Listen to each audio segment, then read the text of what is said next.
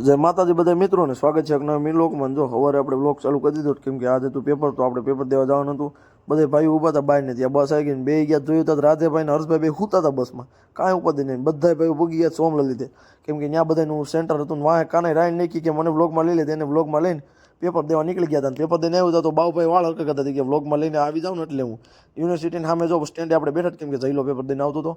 કે લાલ દરવાજે પૂગીને દર્શિલભાઈ કે જો આજ બસ પડો ને મેં ન હોય અરે કે હાસીનું પડ્યું નહીં. ત્યાં બાપભાઈ વૈશમાં આવીને જો હરીસી હાથ દઈને પોસ્ટ દઈ દીધો ને વાઈ લખી ફોન નાખીને કે ગાયો કા ફોટો મેં દાલ પાડી લીધો. પાથરીને બેઠા હતા હર્ષભાઈ પાછા ભટકાઈ ગયા. રાધેભાઈ કે કેમ સો બોકરા મેં બસ જો મજામાં. ત્યાં વાંહે કાને ડોકું કાઢ્યું. અને જો પાથરીનો સીન બતાવું ઠાવો ઠાય આખી બસ ભેરી હલવાની જગ્યા ન હોય. ત્યાં હોસ્ટેલ જઈને જોયું તો લાડુડીભાઈ બે બુકુલી નહીં લેતા હતા કે આજ તો વાસી જ નાખું. ત્યાં રસ્તામાં શિવભાઈ મળી ગયા, એને રામ રામ કરી લીધા. અને કોઈક બીજું દોસ્તાર હતું તેને રામ રામ કરી લીધા. રૂમમાં જોયું તો જયલો ને બાબુડી બે હામાં ફોન કરીને એકબીજાની નિર્ણય કરતા બેઠા બેઠા. નવરાતા ટાઈમ તો કાઢવો ઘડીક થયું પછી એ બાબુડી કે હું રાજમાતા બનું, તો જયલો કે હું રાજા બનું. બે રામા મંડળ ચાલુ કર્યું. સારું હાલો મળી કાલે નવા વિડીયોમાં. બાય.